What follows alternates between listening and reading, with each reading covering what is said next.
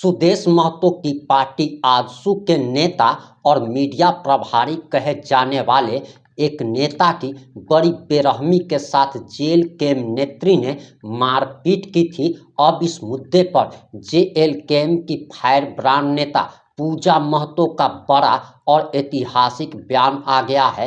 नमस्कार, मैं प्रिंस कुमार सिंह और आप देख रहे हैं पॉजिटिव प्रिंस। अगर अभी तक आपने चैनल को सब्सक्राइब नहीं किया है तो खबरों से अपडेट रहने के लिए कृपया चैनल को सब्सक्राइब कर लीजिए, और जो लोग ऑलरेडी कर चुके हैं तमाम लोगों को सहृदय धन्यवाद। अब वापस आते हैं अपनी खबर पर, और सबसे पहले आप पूजा महतो का पूरा बयान सुनिए। उसके बाद हम आपको एक महत्वपूर्ण जानकारी देने जा रहे हैं, और वो जानकारी आप जरूर सुनिएगा वरना आप पछताएंगे। सबसे पहले आप जरा ये बयान सुनिए। मारधार कर दिया महिला नेत्री लोग।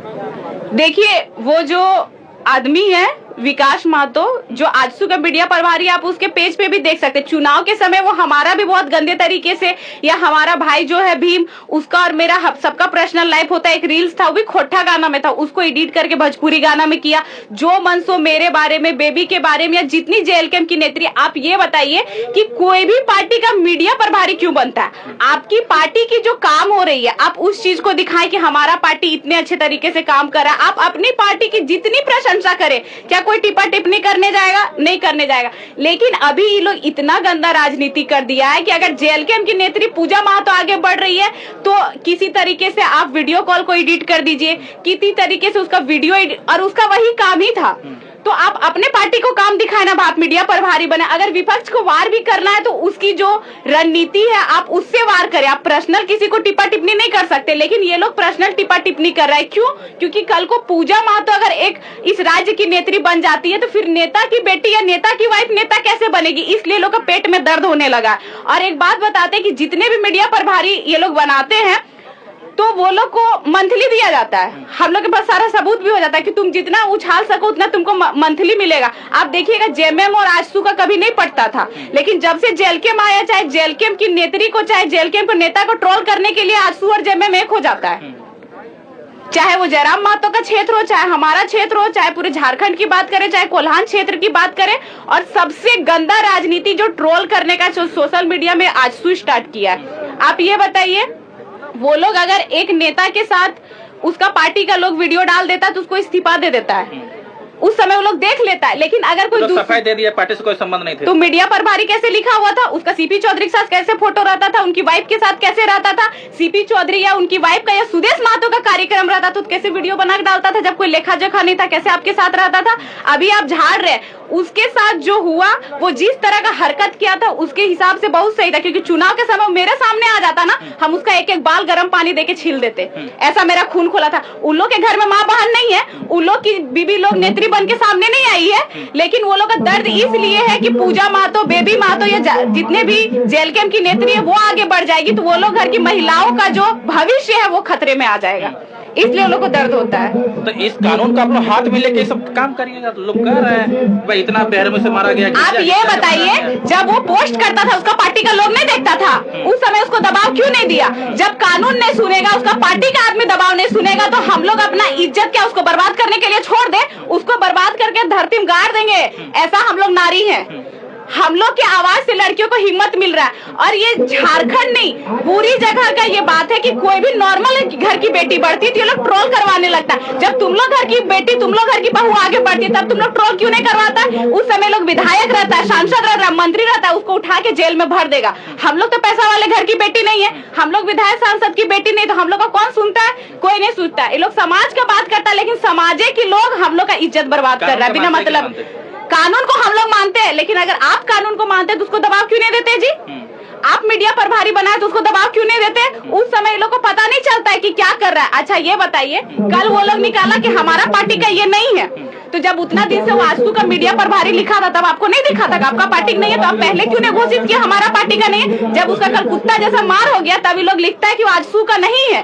और जो पहले से आजसू का मीडिया प्रभारी लिखा था लोगों को नहीं दिख रहा था कि आजसू मीडिया प्रभारी लिखा, उसको दबाव बनाइए कि आप क्यों लिखे आजसू के मीडिया प्रभारी जबकि आप हमारे पार्टी के नहीं है। लेकिन वो आजसू का मीडिया प्रभारी था। आप बचाने के लिए जब वो जेएलकेएम को शुरू से ट्रोल करता था, आजसू वाले लोग को अच्छा लगता था। अब देखिए, नम्र निवेदन रहेगा जेएलकेएम वाले लोग से भी, आजसू वाले से भी, जेएमएम वाले से भी, कांग्रेस और बीजेपी वाले कि कोई बेटी बढ़ती है वो गलत है तो एक तरीके से आप उसका विरोध कीजिए कि पूजा जी आप यहाँ गलत बोले हैं, ठीक है हम भी एक्सेप्ट करेंगे, लेकिन ये क्या मतलब बनता है कि कोई बेटी निकली है तो उसको जो नहीं भी की है या जो वो नहीं भी कर रही है गलत तरीके से बदनाम करना।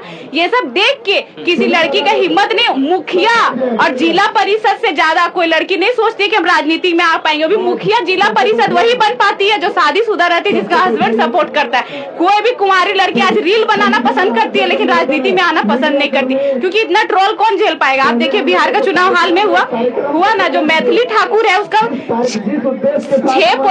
6.1 मिलियन से ज्यादा फॉलोवर्स था। कल कोई मैथिली ठाकुर को कोई ट्रोल करता था? कोई नहीं करता था, पर वो राजनीति में आई तो उसका ट्रोल करना शुरू हो गया। राजनीति को ये कुछ राजनेताओं जो परिवारवाद चाहते हैं वो इसको ट्रोल करवाते हैं, बाकी राजनीति खराब चीज नहीं है। लोग बोल रहे हैं अमित मातो के साथ भी ऐसा होता था जेल के, मतलब क्या बोलते हैं?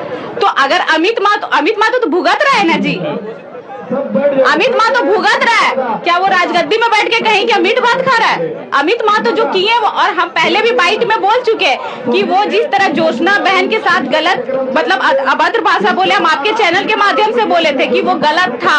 और हम जब अपने चैनल के माध्यम से एफबी में लाइव आए थे हम तब भी बोले थे कि हमारे पार्टी के भी जो भाई दादा हो अन्य समाज की बहन के साथ टिप्पा टिप्पणी नहीं करे, हम उस चीज को एक्सेप्ट कर रहे हैं। और आपके चैनल के माध्यम से, हम अपने चैनल के माध्यम से भी बोले कल को पूजा मातो भी गलत करेगी तो उसको सजा दिया जाएगा। जो गलत है वो गलत है, हम शुरू से बोले गलत जो करेगा हमारे पार्टी के लोग हो चाहे हम, विरोध खुल के किया जाएगा।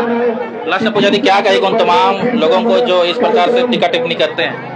देखिए सभी से नम्र निवेदन होगा कि जो कोई भी पार्टी बनती है उसकी एक विचारधारा होती है कि हम इस प्रकार जनता का सेवा करेंगे या काम करेंगे। आप उनकी विचारधारा को ट्रोल करें, आप उनकी विचारधारा पे वार करें, किसी पे पर्सनल वार ना करें।